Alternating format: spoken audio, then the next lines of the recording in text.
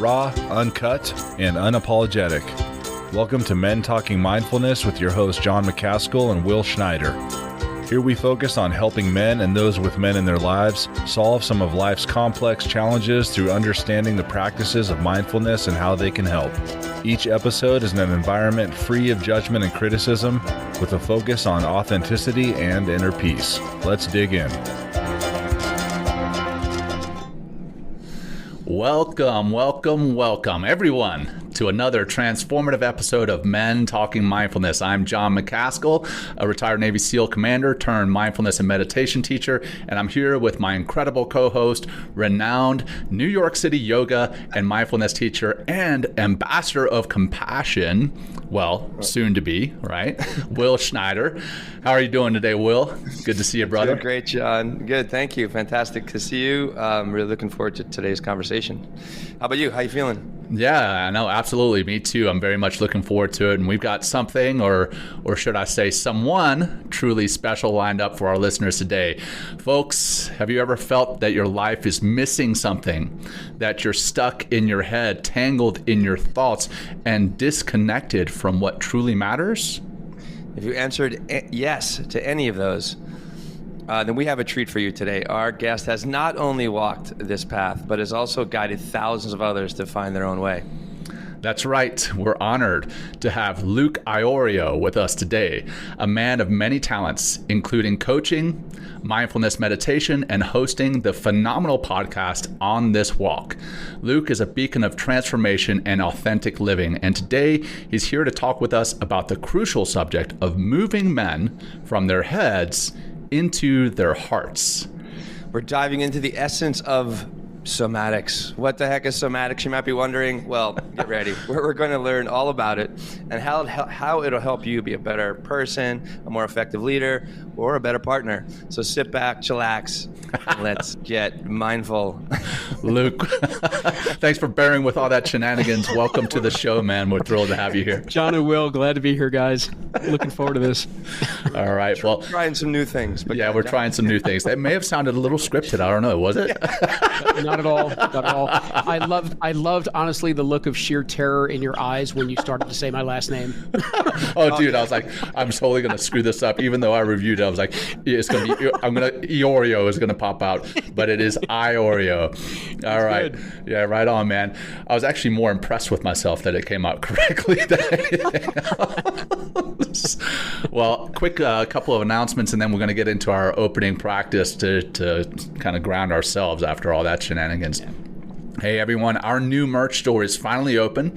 It is at mentalkingmindfulness.com/shop. So check it out. We've got shirts, hats, coffee mugs, tumblers, and more. And I'm rocking one of the hats right here, one of my new favorite hats. And yes, as we've said in the past few episodes, you might experience some sticker shock when you go there. And we wish it could be different, but this is just the cost of doing business with print on demand. Know that we are not making a dime off of any of this merch. This is the best we can do right now. So if you want to support the podcast, and if you want to support mindful living, please check out our shop, mentalkingmindfulness.com/shop. All right. Also, we're looking at starting doing these episodes where we're going to answer your questions right here live on the show with an audio memo. So please, if you have questions or comments, send us that voice memo to be played and answered on the show. Simply text MTM to 33777 and you'll get the link to record that memo. Again, that's MTM to 33777. And then lastly, please help us to grow what it is we're doing, the impact that we have through following us and supporting our social media channels. We have a new TikTok channel, we have our IG and our YouTube, and lots of great original content there that's outside of the show. So please help us to grow what it is we're wanting to do with spreading mindfulness, love, compassion, and all that goodness. All right, now I'm going to turn it over to Will for our opening practice. All right, so let's just ground ourselves, get out of our head, get into our body. This is what the breath can do. We're just going to do some very simple parachute breathing. We're going to take a pretty aggressive inhale through the nose. It sounds like this. Really trying to drop that breath down deep, and then a very long exhale out the mouth. Like you're kind of floating down to the earth, into your heart with a parachute. Let's go. Inhale. Exhale, easy out. Really long, slow, luxuriate on that exhale. And again.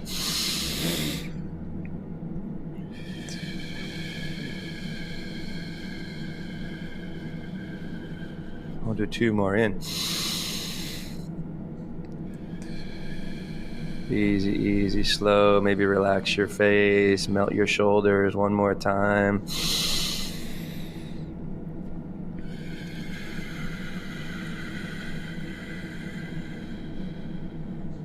Great. And maybe, wiggle your head a little side to side, bring some movement into your body, and open your eyes and get stoked.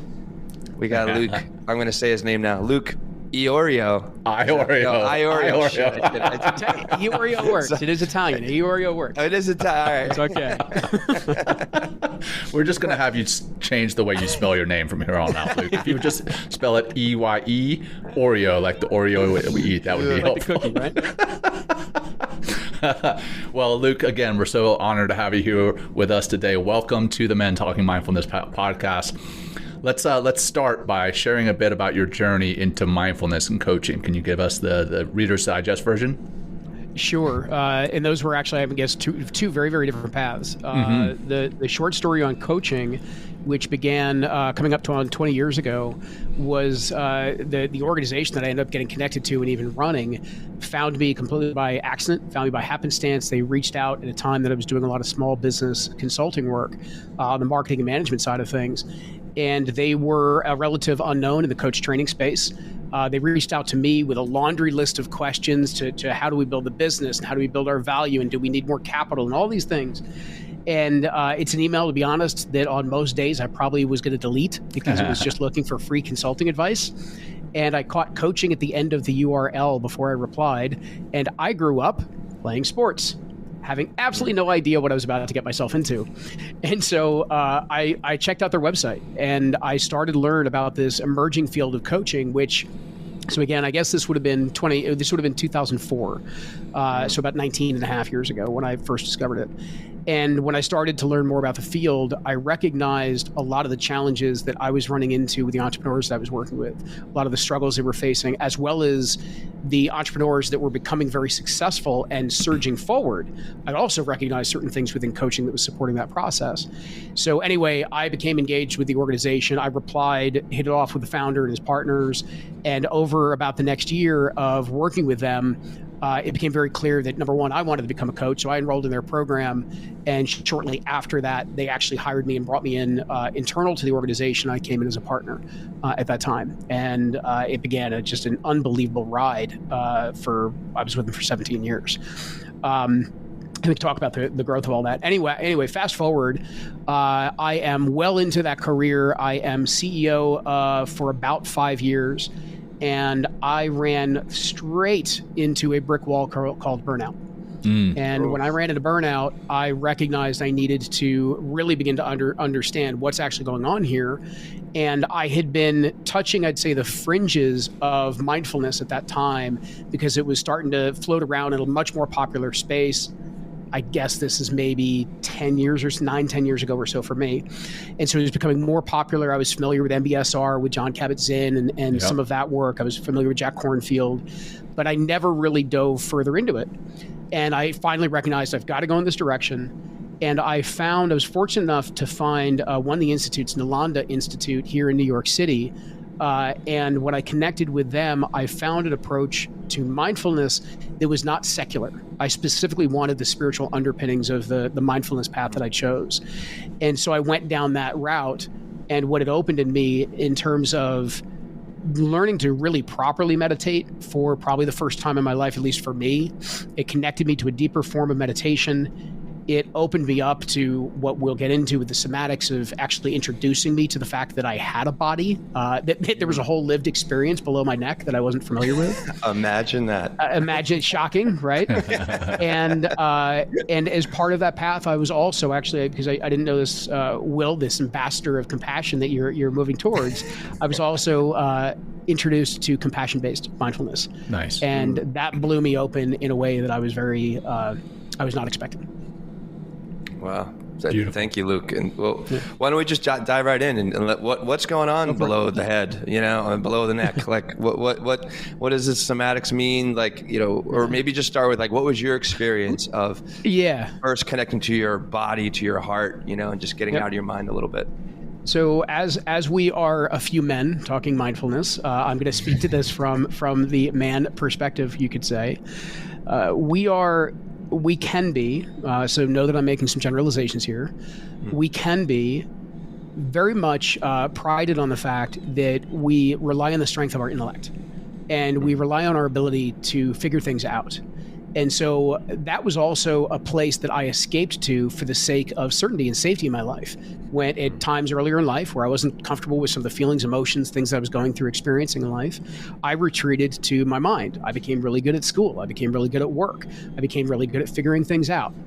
And so it was a kind of a safe place for me to retreat to. And I don't think that most men recognize that we want to pride ourselves in what we can figure out. We want to pride ourselves in what we've learned and how much we know, but we don't realize that very often we're retreating there. That's actually a place of safety for us. And so I didn't realize there was that much more that was going on in my body, because I didn't realize I was trying to keep myself safe from what I was actually feeling. And so when I was able to slow down through various mindfulness processes, and even just, those first couple of weeks of doing very slow, deliberate body scans and breathing body scans with getting in and dropping in and bringing my awareness and my breath to different parts of my body and saying, well, what does this feel like? What's here? What do I notice? And just beginning to have this wave of we can call it emotions, I would now call it energy, that would rise up that I wasn't aware was there. And as I went on later on to teach, because I can now explain this, I didn't realize I was going through this myself, was that as I started to get more and more aware of the physical sensations and emotional climate that was actually going on inside of my body, it feels like at those moments that you start to become a little bit less stable. It almost feels like you become a little bit less grounded, and you start to see or feel certain emotions more intensely. You start to feel maybe things like anxiety or worry more intensely. You're more aware of certain fear that's there. You're also more aware of when you're on a high and when things are just booming at those particular moments, that aliveness that takes over. And what's happening in those moments, what I was really becoming aware of, all of that was always there. It was always present. I just wasn't tuned in enough to recognize that was actually what was going on. And so there was a lot that I was suppressing. There was a lot I was repressing. There was a lot that I was keeping a ceiling on, even if in the moments of happiness and joy. And the more that I was able to drop into actually being present with and aware of my body and using my breath to bring that awareness to different parts of my body, I was discovering experiences that had been living in my body for 35, 40 years. Wow. I didn't know were present. And pains and wounds and traumas even that were there that I had never faced, I had never addressed. As well as the fact that the more I went there and the more I was willing to go to those tough places, the suffering side of what the human experience can be, the more boisterous my joy became. The more alive I came in, like the playfulness of who it is that I am, because it was like I gained access to this much bigger, wider range of who it is and who it is that I am and what this experience is. Nice. Well, with regards to the somatics for our listeners, again, as we were kind of discussing before we went live on the show, most of our listeners are men. But we have listeners from all genders. Can you share some practical exercises or tips for our audience, and then specifically for our hard-headed men that are listening, if they wanted to incorporate somatics into their mindfulness routine, what would that look like? Sure. Some of you actually may be more familiar with some of this than you realize, because when you start to get into things even as simple as a mind-body scan, you're beginning to move into the somatics. You're beginning to move into the body, right? So that's what somatics, the whole point of it, right? How do we move into our body? How do we begin to use our awareness of our body and our breath to begin to ground us in what we are actually feeling, sensing, connecting to in any given moment, as well as what is still present for us. And so one of the simplest practices that you can begin is just simply a body scan and being very, very deliberate, meaning at times we will move through. So let me explain it this way. At times we will move through body scans or a lot of different mindfulness practices for the sake of relaxation. Right? It was one of the challenges, actually, as much as I love what Jon Kabat-Zinn has done with MBSR, it also created an attachment to I'm doing this to relax. I'm doing this to de-stress. Mm-hmm. And there is so much more to what a practice offers to us. Can I jump in real quick, Luke, on that? Yeah, please, go ahead. Like, I agree with, like, a lot of what Jon Kabat-Zinn teaches. And for those listeners who are not familiar with Jon Kabat-Zinn, he's kind of considered to be the father of mindfulness in the West. He founded MBSR, which is mindfulness-based stress reduction, MBSR. And I'm not a big fan of that term, actually, because I don't think like that term indicates that mindfulness reduces stress or implies that it reduces stress, and it does not. It in my mind, mindfulness gives you tools to better handle stress. You're still going to have the same amount of stress in your life. You're still going to have the same amount of anxiety in your life, but the way that you handle it, process it, look at it is completely different. And I think that's healthier. I wish the term was like mindfulness-based stress processing or something else instead of reduction. Yeah. But anyway, sorry, I just needed to jump in there. No, I appreciate that. I appreciate also the clarification of MBSR, of what I was speaking about, is that, so let me explain this way. Meditation, if we go all the way back to its roots, it was simply to become familiar with. It's really just at the base of what meditation would, how to become familiar with the mind. And when we introduce somatics, how to become familiar with all that's going on inside of who we are. So our mind, our heart, our emotions, our physical nature, our nervous systems, and our spirit, that energy, that life force that moves through us.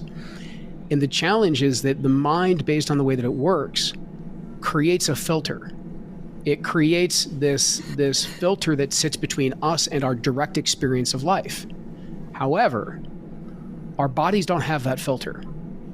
We have the ability to access direct experience of what's going on in our lives if we can slow down long enough and actually begin to tune into and feel what's present and going on in our body. Is our temperature rising? Is our heartbeat starting to move faster or slower? Do we find ourselves sweating? Do we literally feel like we're grounded, or do we feel ungrounded? And how do we know that based on the sensations of what we can physically feel, that nature of who we are?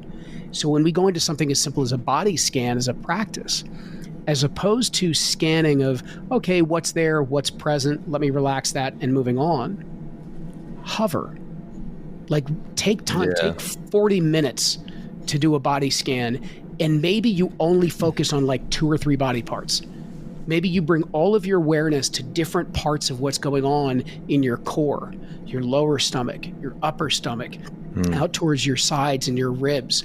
What does that feel like today? What are the emotions that are present? What's the energy that's there? Do you feel like you can breathe in fully and take all of that air and spaciousness in, or does it feel limited today? When you exhale, do you feel yourself relaxing and releasing into almost this newfound spaciousness? Do you feel like you're laying off a weight? Well, what's that weight? So when we find a way of grounding into our bodies and being slow and deliberate with our awareness, as opposed to just moving through with the intention of relaxation, we actually get to know what's going on in a much deeper way. And so that's just a very simple kind of starting practice that I would recommend for anybody to be able to do. And there are even, you can look up, whether it be body scans, you can look up Yoga Nidra from a kind of a sleeping meditation standpoint, right? And just as you get familiar with it, you can then take it on your own to say, wow, I love how relaxed I am after I go through like a Yoga Nidra meditation. And I noticed something was going on in my shoulder. Let me just kind of bring my awareness and my breath to what felt like something that was stuck, or that was really dense, or that was heavy today. Or let me bring it to this. I haven't noticed this like joy, this like gratefulness that's like booming in my chest right now. Let me hang out there. Let me feel like what's there. And maybe there's a message or two in that. I've been amazed by doing this work. I get probably more insight and wisdom from my body and my emotions and what I'm becoming sensitive to in that regard than I do from my mind. It's my mind then that can move it forward and make sense of where does this fit. And so it starts to switch the process around a bit. So where does, I mean, you might be scaring some of our men out there talking about feeling so much. And and you might be speaking Greek as well. Like what the hell is he talking about? Being in my body and experiencing things. And I'm making a joke, and we do have a pretty sophisticated audience, and they practice. But you mentioned earlier, like safety was kind of one of your first boundaries. To getting into the somatic experience. Like, I'd love to hear like safety from what, and then maybe what are some other common boundaries that men experience as you begin to relax, scan the body, and be like, oh, okay, what's that? Like, I'm a little scared because I'm feeling this across my chest or something. Yeah.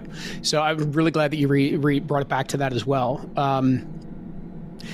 We think at times as men that our strength, our courage comes from the ability to not just figure out, but also to act, to move into any given moment, right? And there's a time and place for that, right? You guys certainly know that. And there's also time and a place to recognize that our greatest strength is not doing something. Our greatest strength is actually to be with what's really unbelievably uncomfortable that exists inside of us. And so for me, where that began, the really, really, really, really long story short, was that when I was 5.5 years old, lost my home in a house fire. And we were literally stopped at the top of the street by a barricade, being told, you can't go down the street, there's a major house fire. And I remember the police officer coming over and talking to my mom through the window, and my mom turning back to the officer and saying, I know, that's our house. Jeez. And I can feel that and rip through me. I can feel the energy that's still there. And we literally watched the embers burn from my neighbor's home. We watched it come down, basically.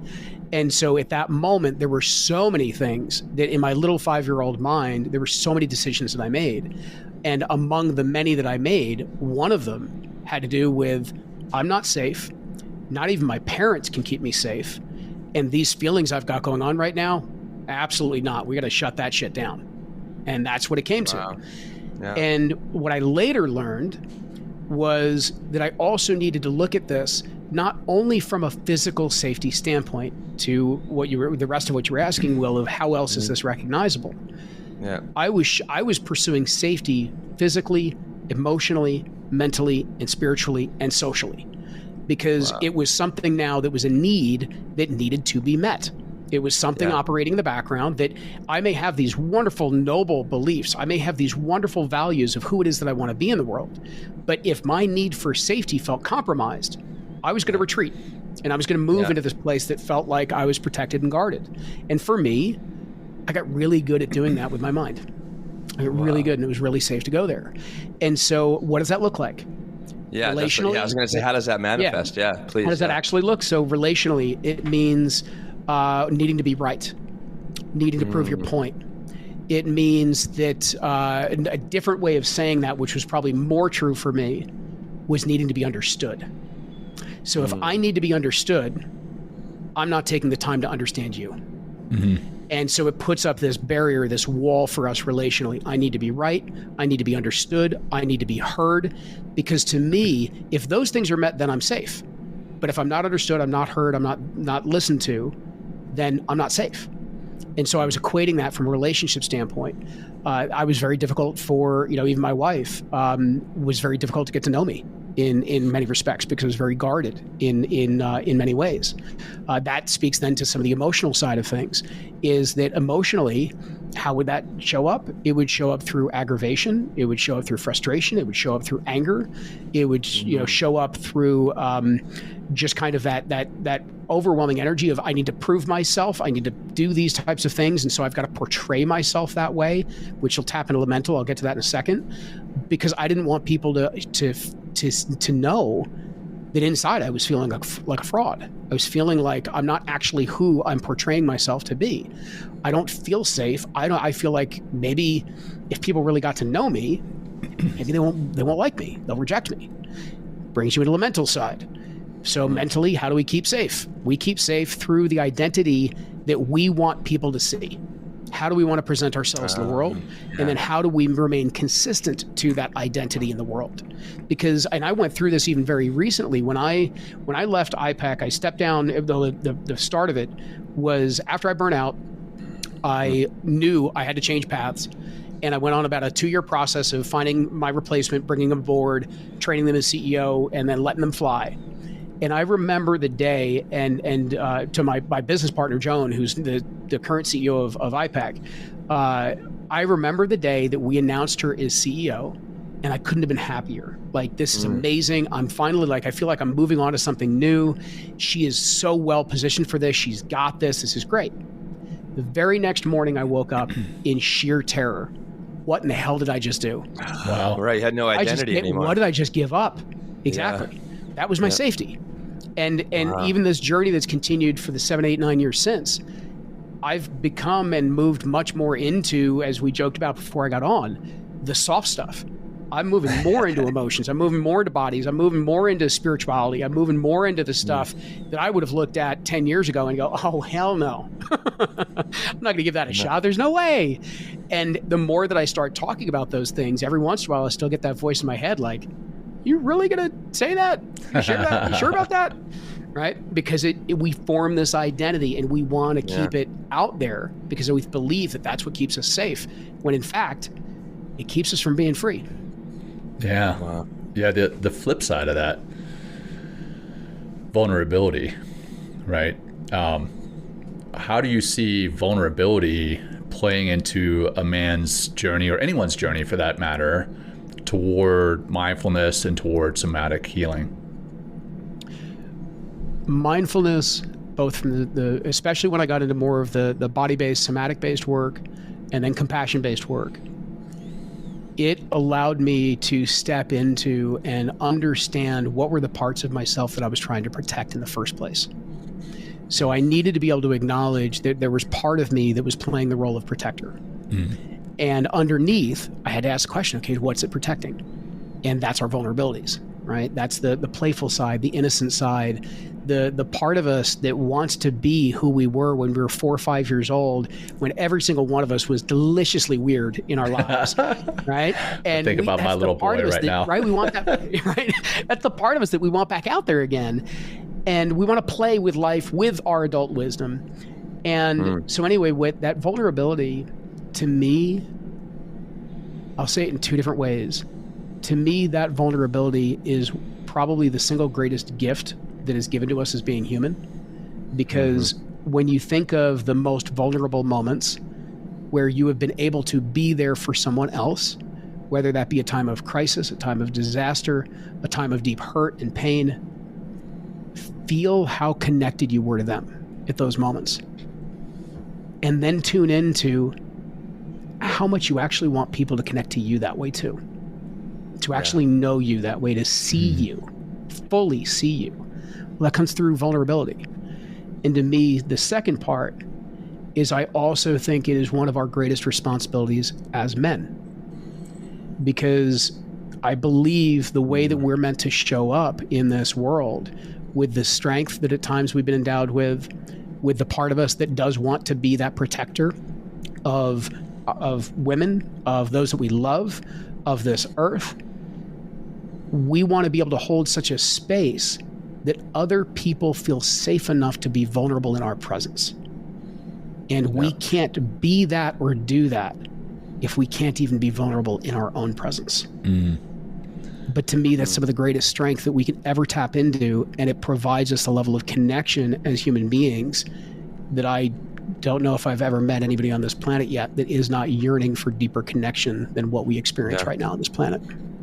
Let's talk about that a little bit, like the relationships that we have, right? The professional relationships that we have, the platonic relationships that we have, the romantic relationships that we have in our lives. Every time we turn around, we're in a new relationship, or we are in a part of a relationship, rather, not necessarily in a new relationship. Right. My wife didn't hear that. I don't want her to think I'm in a new romantic relationship every time I turn around. You're rediscovering your romantic relationship with your wife. That's right. Exactly. Always. That's what I meant. Thanks, guys. I'm turning bright red. I don't know if you can tell. But how how does the mindfulness and the somatics affect a man's relationships? I have become twofold.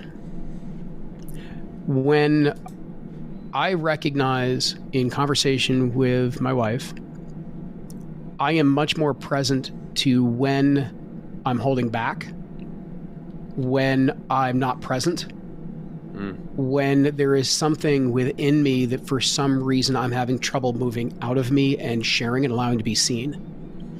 Because now, from a somatic standpoint, I feel it so deeply that, and most of the time for me, it is this weighty feeling that I get in my gut, and usually at the top of my gut. And I mean, I can feel it like it literally feels like something is stuck there. That's like, okay, you're trying to hide this. You don't want this out.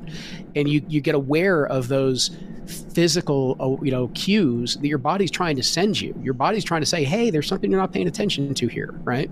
And so now I'm more aware of that than ever before. So because of that, I can share about whatever that is as it begins to arise. Now, I want to say that doesn't mean that I always speak about it in the moment.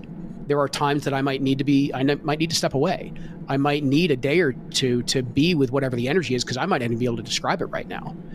But I'm now aware that it's there, and I'm aware that if I don't tend to it, it can become a block between me and my wife, because it's something that I might be deliberately holding back from her once I am aware of actually what it is.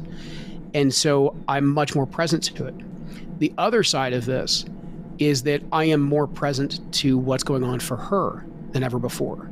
So that it's not just the, hey, how was your day? Let's run through the activities of what you said, did, saw, whatever today.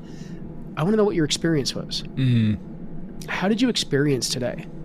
When you were doing those things or you had that interaction, what was that like? How did that come up for you? I don't do that enough. Right? Yeah, on both sides, asking and expressing. It's just a total different level of presence.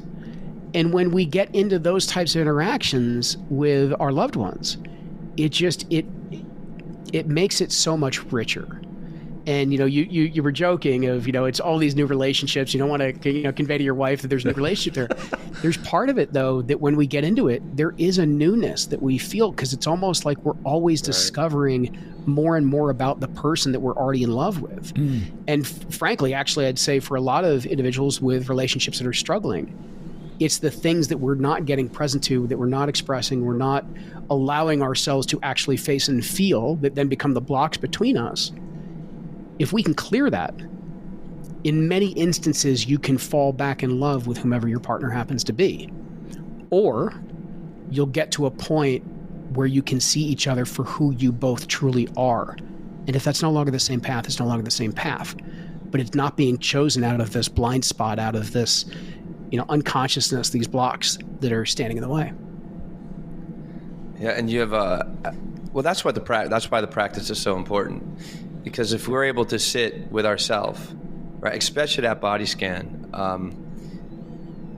we're able to be with whatever our emotional experience is on the inside, and we slowly, through practice, being with it, moving through those barriers, and we're able to develop like that emotional vocabulary. It's like, oh, I'm feeling this way, and by creating that space to practice and kind of get in touch with yourself, I mean, we begin to show up better for everyone in our lives. Like, you've worked with like a lot of different men. Like, what is that journey like? I know it's different for every man, but what is that shift like for a man when the light bulb goes on, or is there a particular thing that always kind of comes up when you work with these different men? But like, what is that shift like? From this, this clouded of judgment and being protected and being safe, versus like, here comes the light, and you're like, oh wow. I would say the best way that I could probably put it, which I do actually think is probably true for every experience that I've witnessed myself or been part of. The light bulb goes on when all of a sudden I as a man feel like I'm seen for the first time. Oh wow. That just hit me. Yeah. I felt that. Yeah. Yeah. And when I will say my greatest joy in that work is when I get to do that or be part of that, whether being literally in the experience or facilitating the experience, and it's a group of men. Yes. There is something very, very special about a man being seen by other men. And it's almost like you feel like you not only are getting seen, but there's part of you that's getting called forward at the same moment. And that's the you that's always been in there that you want to emerge and lead your life with, and lead your relationships with, and show up and lead your career with. And when you connect to that, you can't unsee it. You can't be unseen at that point, right? You can try to hide, you can play your games again, you can do all those things, but the man that witnessed you or the men that witnessed you, they know who you are then. And they can keep calling that version of you forward. Yeah, that's beautiful. Well, I'm curious, when I first said that, I'm curious, you said that hit you. I'm curious if you could say more about that, of what hit you. Well, because I've been seen, and it's a real event. Like we especially, you know, I sat in a men's group for a long time, and we would deal. That was a big part of the experience. Is really getting vulnerable, really being heard, you know, expressing yourself.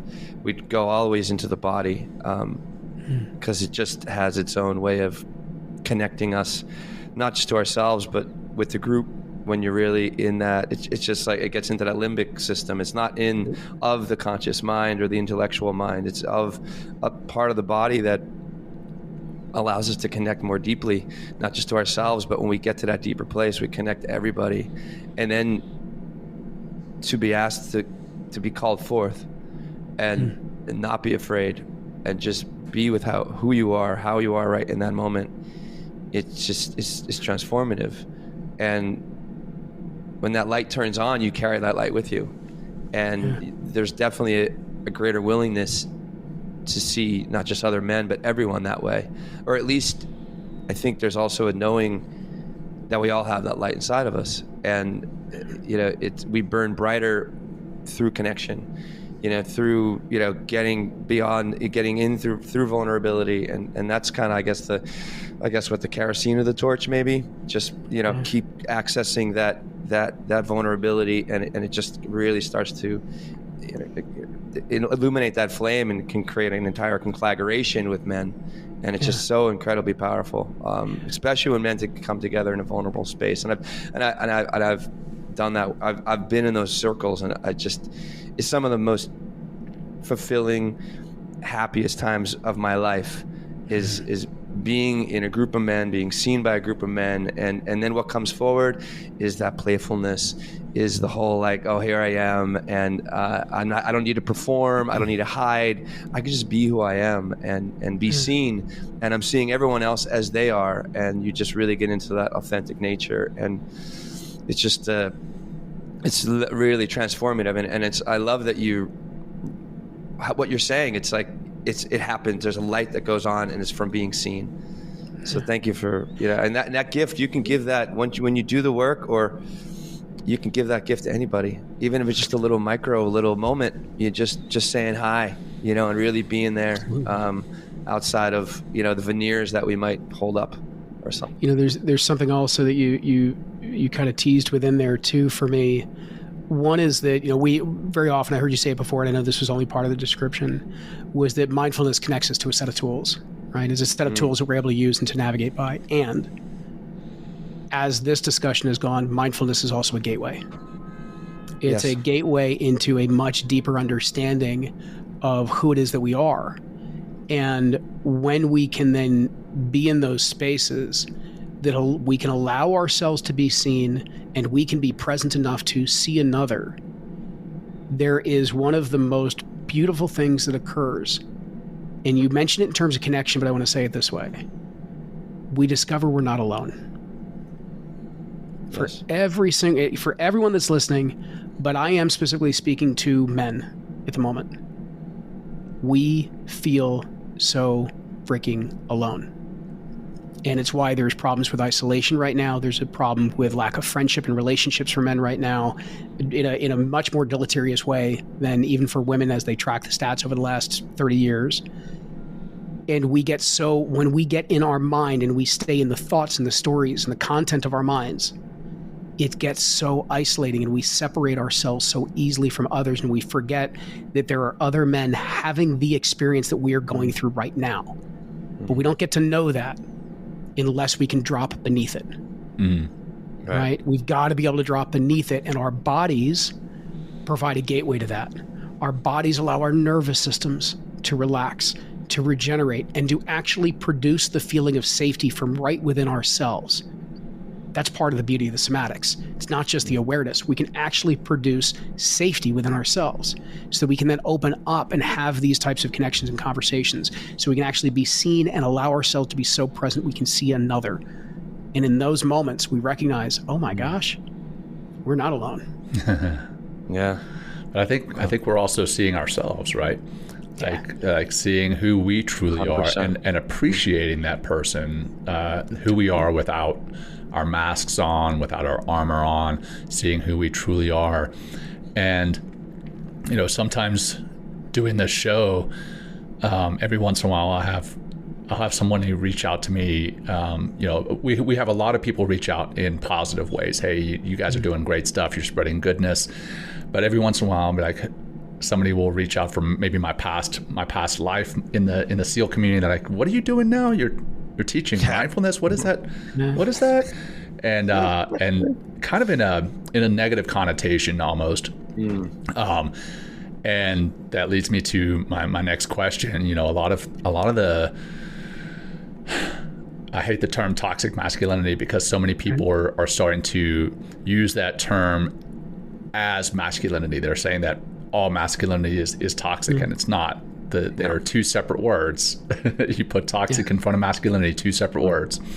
But how does mindfulness and how do somatic practices challenge or shift the paradigms of quote unquote toxic masculinity? Sure. One is I want to reframe the language around it, because exactly that of you know what we mean by toxic, because that's now taken on this pejorative energy inside of the world of what we think that means. And I just want to simply say it as imbalanced. It's imbalanced or unconscious masculine. Shadow masculine would be another way of saying it. And so what has usually happened and what we have seen play out, and this is true in everything from the way that masculinity is portrayed of leading to violence, as well as the way that masculinity is portrayed in leading to the pursuit of power, and all of those types of forms, right? And that imbalance largely stems from the fact that we have not been shown a way or modeled a way of how to get with the hurts and the wounds that we're trying to cover up. And so almost if you look behind aggression, that aggression is because of, more likely than not, somebody hasn't felt safe. Right. They're trying to overcompensate for something. It is their way of protecting their world. And we protect either through physical means, violence, or we protect through emotional and mental means, power. And so we go in these different directions, and that's what has played out in the world. That's, you know, that's what we've seen, and all the statistics that are out there. It doesn't tell me there's something wrong with masculinity. It tells me that men are hurting. Yeah. And I'll be honest, I feel the emotion of even saying that at the moment. Men are hurting. They're in pain. We are acting from a place of woundedness when we see these stories get played out. So why is this so important? Is it's actually start to learn how it is that we can turn towards the real energy that's causing the challenges. We've, you know, got a society that everything is a lotion, potion, pill of how it is that we're going to fix something that is all about fixing all these symptoms, and nothing is about cause. We don't think systemically enough or holistically enough to be able to actually get down to cause. And you can't do that unless you're quiet, unless you can understand what it means to be in stillness, unless you're willing to sit through so much discomfort because you know somewhere there is something on the other side of it. And instead of sitting in those discomforts and that pain or the wound that is there, and I do not mean to dismiss the severity of some people's wounds and traumas. They're massive and significant. And we need to find a way individually and collectively to begin to sit with it. Because when we get to the other side, we no longer have to act from that wounded place. We don't need to act from a place that is trying to protect from a place of lack of safety or dominance.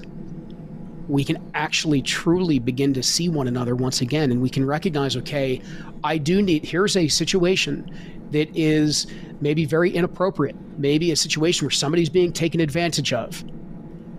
But I can now approach that in my full embodied masculine leader self, where I'm conscious of how I'm moving forward. I can understand what's going on. I can see the dynamics that are at play. I can see the woundedness of the individuals that are at play right now. I can see their traumas playing out.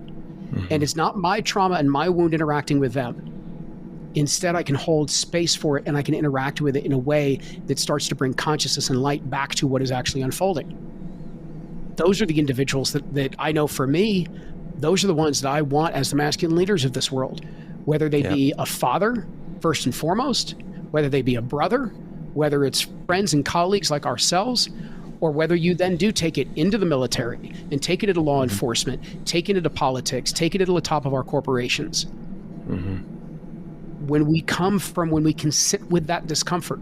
I've heard it phrased many ways. One of the organizations that I'm connected to, Man on Fire, they love talking about what they've learned from studying the Buddha, and that suffering is nothing more than the avoidance of suffering. Is the way that they like to simplify that first tenet, right, of Buddhism.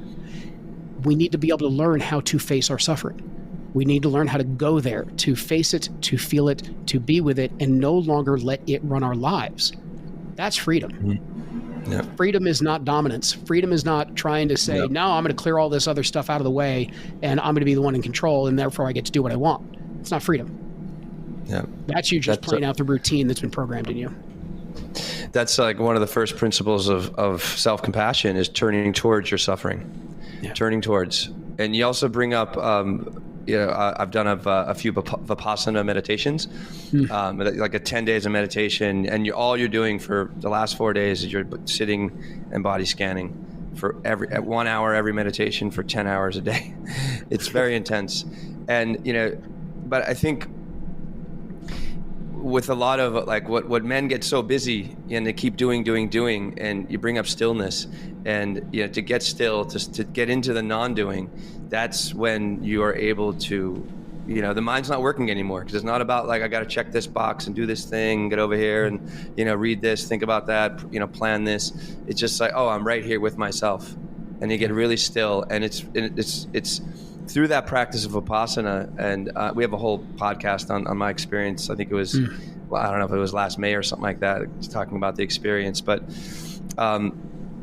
you really get to stop, and it gets very uncomfortable, because all that agitation, all those things on the inside that we're hiding from start to come out, and they start to come out in very, very different ways. But also that practice has helped me to get in very deeply in touch with everything that's going on. I can feel anxiety or stress coming up like really, really quickly. But like you mentioned as well, I can see it in other people. I can see it very, very, very easily how people are hiding what they're doing, the games that they're playing in order to hide from their own suffering. And you're also teeing up something beautiful. Our guest next week talks about there's 7 major micro traumas that occur in our life, that limiting beliefs, he calls them, in his book, Code to Joy. And you have to understand all these 7. And one of them is safety. There's another 6 more. I don't know all of them right now, but that's like that. This is the process. I mean, it's every episode in some way we come back to this one core tenet of mindfulness and transformation is getting still, being vulnerable, and then living through that vulnerability, but also connecting to yourself, but to the greater world out there. And it's everything that a lot of the work that John and I have done with the retreats we're doing a mastermind right now, and it's just amazing to see men wake up, and that's, I think that's one of the reasons they stay so attached to this show, because we give them so many different opportunities to see their life in a different way, so maybe they can wake up a little bit more effectively in that aspect of their life that they might be missing right now. Absolutely. So I resonate so much what you're saying, Luke. Thank you. This is so wonderful, wonderful. I appreciate that, Will. And you know, for those men that are kind of standing at the edge of this conversation, so to speak, right? Okay, they're pushing it here of what I might be willing to try and do, and maybe they're getting a little out there with certain things. One of the greatest values, and I've never seen this not to be true for all men, one of our greatest values that we share collectively is freedom. We want to feel free. Right. We forget that freedom, first and foremost, this was a tough lesson for me to learn. Freedom is actually here in the mind, it's here in the heart, it's here in the body, it's here in our spirit. Freedom has nothing to do with what's outside of us. And I went through life for a long time trying to, I was young entrepreneur and I was hard charging and I wanted to achieve. I wanted freedom to do what I want, when I want, with whom I want, right? Completely circumstantial. It was all about the way the world needed to look, the way the circumstances of my life needed to look for me to feel like I had freedom. And as soon as I started to say, no, that's actually not what freedom is. Freedom is within. It's to be free in my mind, that I'm not ruled by my past conditioning. To be free in my heart, that I'm not ruled by my last wound, or the wounds that have hurt me the most or cut me the deepest. To be free in my body, to be able to, no matter what's going on from an ailment standpoint, to connect to the amount of life force that we all have access to. To be free to actually connect with whatever we call spirit, soul, or otherwise, or life force within each and every single one of us. To me, that was a completely different level of freedom that I wanted. And I will be kind and say I will also add the warning that I wasn't given when I made that pivot, which is that as soon as I said I wanted to be free within, life brought me every single way that I was not doing that for myself. And it was just kind of one situation after the next of, so you want to be free within. All right, well, let's bring up this conditioning. Let's bring up this old issue. Let's bring up this belief. And it just kept presenting me with all the ways that I had built my own prison. That's what burnt me out. It was not the amount of work. Sure, I was working tons. I had a big workload. It had nothing to do with why I burnt out. I was taking care of my body at least reasonably well. Doesn't matter. It was all internal. It was all emotional and mental. So, what does your practice look like now in order to stay fresh, to stay open? How do you kind of keep this health moving and going? Combination of a lot of things. So let me first preface it with this. The way that I like to approach my practice, and I'll say this is predominantly my morning practice, although I do have a few evening routines, but mostly my morning practice, is that I've got about 5 to 7 practices that are my go-to practices. I do not do them all every single day, meaning that I want to give myself a little space to recognize I feel different on different days. And I want to have, for me, variety is something that's important, a menu that still keeps me connected to the path that I want to be on. So I use a variety of these on any given day. I do tend to sit for some form of meditation, mindfulness based. Most of it is me really truly just allowing myself to drop into my body and be present with what's actually here in my body on that particular morning. I usually do that for anywhere between 10 to 15 minutes. After that, I usually connect briefly to a gratitude practice. One of the things that I've done, I've done gratitude off and on through the years. It was when I was finally allowed myself, I should say, to truly actually feel the gratitude in my body. There's a big difference between listing what you're grateful for and allowing yourself to actually feel it. I do that after meditation because my body's more open at that moment. It's more tuned in to be able to feel. So that's when I'll introduce the gratitude. And the way that I do it actually follows a lot of what the Heart Math Institute teaches around heart coherence, is bringing in that level of gratitude to our hearts. So from a nervous system standpoint, we can drop into heart coherence or our parasympathetic nervous system. So that's another part of it. Some days I journal. That's kind of one of those things that comes and goes, depending on what needs to move through me at any given moment. There is another practice that I do daily pretty much at this point, which is referred to as consciousness exercises. They're a form of kind of a somatic breath work that I do that are connected to different stages of awareness and consciousness that I may be going through. That's what I'd learned through Men on Fire and my friends there. And I also tend to make sure that pretty much every single day I get outside for at least an hour. And I try to make at least a portion of that non-exercise. So it's great. I love exercising outdoors. I'm part of an organization that does that every single day. Every single workout's always outdoors. But I try to give myself at least a few minutes every single day where I can just sit and breathe the air. I can feel the wind or the rain or the sun or whatever, or the cold or the heat, whatever's present, because that brings in a different level of sensory awareness for me, as well as it's immensely grounding. So those are some of that's core to, all of those are core to the practice. Nice. Yeah. Well, let's shift a little bit to what it is you're doing. I know we talked about your podcast, On This Walk. Yep. You offer retreats and a couple of things. One, let's talk about the podcast for our audience. If they wanted to come over and listen to your podcast, maybe they already do. Are there any episodes or conversations that you feel resonate strongly with today's topic? Yeah, I mean, I would say a few. So if you go and listen to On This Walk, wherever you're tuning into the audio side of this podcast, there's a few very, very early on. If you want to hear my core story, go all the way back to the beginning. But I think it was episode 3.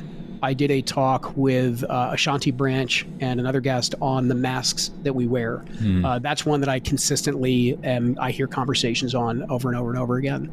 And actually, the very last podcast that I recorded with Jed Diamond is really about the awareness of where men are right now, and what he's doing as a Moonshot for Mankind kind of project. Yeah. It's really speaking to the hurt that men are in right now, and how is it that we begin to move past the loneliness. Right there, that one. Yeah. We had I Jed just talked on. to Jed. He's fantastic. Actually talked to him offline a few times in the last couple of weeks, actually, too. Yeah, he's great. But it's a great. Yeah, it's a. So actually, let me explain why that one. What the podcast is, just to give the quick orientation. I decided to start laying out and sharing what my journey has been over the last 7 or 8 years, because I came out of a background not only in coaching, but in that role in coaching, I was studying neuroscience, polyvagal theory, positive psychology. I was, all the contemporary stuff that was informing how do we support our clients as coaches in the most effective way possible. So I was very familiar with a lot of the contemporary stuff. When I burnt out and I headed towards mindfulness, I chose one that was rooted in the spiritual tradition of Buddhism, not just secular, because I knew there was something there, and it pulled me down through a wormhole where over my 9 years, I guess, since, I went through Buddhism. I've studied a little bit of the Tao. I studied a little bit of Gnosticism, Christ consciousness work, studied with the indigenous. And so I got the spiritual side that frankly was the stuff that we had figured out 2,000, 3,000 years ago that modern science is looking back on and going, yeah, they got it. They were right. And so anyway, I share that where the podcast shares that journey, meaning those stories, those teachers, those guests, the friends that I ran into, the colleagues that I met along that whole journey, and where it is presently is the fact that I've been very, very called towards men's work in the last 18 months. And so why Jed came up and some of the others of the more recent episodes are because most of my focus now is in serving men so that we can step into that embodied masculine leadership that we've been talking about. Nice. Yeah. Well, then, what else are you working on, and what would you like to promote? And then if our audience wants to hear from you, or rather get a hold of you, what's the best way for them to find you? Sure. So a giveaway, something that, to support everybody, I've got a workbook that is around helping you connect to your life's alignment, right? What's your life's true alignment? And so it takes you through helping to better understand what is it that you really value most and matters most to you in this life. I'm sure you'll find the link down below, but it's just simply onthiswalk.com/alignment. And you can just download that for free. The other project I've got going on, I've mentioned him a few times here, is that I'm very close friends and an advisor to an organization called Man on Fire, or Man on Fire Rising is the best way to find them. And they are deeply connected to the types of men's work that I'm talking about right now. And if you want to find me, you can look up onthiswalk.com. You can find Luke Iorio on any of the socials, whether it be LinkedIn or Facebook or Instagram, any of that. And I'd love to hear from you guys. Anything that's come up, that you want to ask, by all means, please reach out. Happy to have a conversation. Yeah, awesome. I actually have a workshop coming up in New York for men, all men, September 24th. I'll send it over. Please come, please. If you can, or please share it with you're just across the bridge, but I mean, I'm sure we have some New York people, and I would really appreciate, filling that room a little bit. Absolutely. So, this has been really wonderful, Luke. I thank you for I mean, for being on our show, yes, of course, but putting the work out there and helping people understand how important it is to get in touch with their body and relaxing, and just releasing all the stuff that gets in the way of really being just a good, calm, kind, and maybe someday exceptional human being. Like it's possible for absolutely everybody, but you got to stop the rat race. You got to stop hiding from all, the things that are getting in the way of just you being who you are and really being seen. I think that was a really big thing that you mentioned today. It's just to be seen. What does that mean? Like, what is, and if anyone listening, like, what is that experience like? When's the last time you've ever been seen? And what is it like to see someone else for really who they are and the loving heart that they are? That's the thing that I really enjoy experiencing now with people I'm working with, is just, beyond all that, the how we constructed our lives based on trying to hide from so many of the thorns, if you will, those micro traumas. There's a heart in there that we can connect with, and thank you, Luke. This has really been something wonderful, and I think our audience will get a lot out of this for sure. I mean, I know I certainly did. Thank you for that, Will and John, for both of you. I will just say I absolutely appreciate and deeply appreciate the space that you guys have created. To be able to bring the message of mindfulness to a wider audience. Obviously, men being a big part of your demographic I think it's just fundamentally important right now. And kind of what you were saying before, I'm kind of an example of what's possible. I found it at a time that was very difficult. I was very burnt out. I was struggling a lot. And mindfulness helped open up a path to me to find a level of joy and peace in my life that at the time I didn't know was possible. And you guys are providing that. It's such a strong foundation, such an important gateway for all people, including men, to be able to explore. And I deeply, respect what you guys are doing and honor what you guys are doing. Well, thank you, brother. I appreciate that. And with that, I'm going to turn over the mic to you to run us through that final grounding practice before we say goodbye. So I'd love to have you run us through that. Absolutely. So for everybody, just do me a favor. Before you even close your eyes, just take a big, deep inhale through the nose. Nice, slow exhale through the mouth. And as your exhale completes, allow the eyes to close. And just bring that awareness to the soft, slow inhale and even slower exhale. Notice the body settling in, maybe getting a little heavier in your seat, your chair. The shoulders getting a little heavier and opening up the chest. Feel into how with every inhale you connect to just a little bit more spaciousness. Spaciousness across your collarbones as the shoulders open and the chest opens. With the next inhale, recognizing that spaciousness that even creeps across the hips, as if the hip flexors were opening up even just that little tiny bit more. And now on your exhale, finding yourself relaxing and releasing into this newfound spaciousness in your body.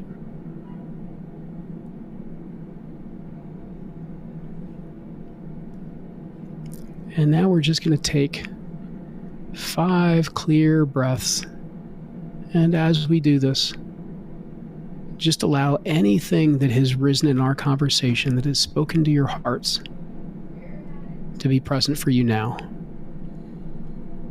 Taking in a big, deep inhale through the nose. A little sip of air at the top. Hold that for a second. And now exhale through a pinhole in the mouth. Very slow.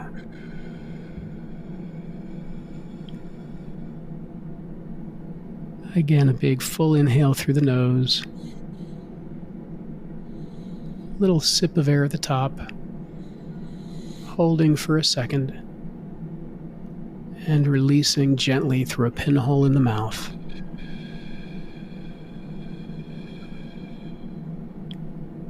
And let's pause at the end And begin that next inhale, filling up at the top, and a slow exhale through a pinhole in the mouth. And just pause at the bottom of your exhale. Allow yourself to be present to the emptiness, the clearness that might be there right now. As we begin the next inhale through the nose, filling up at the top, and releasing through a pinhole in the mouth.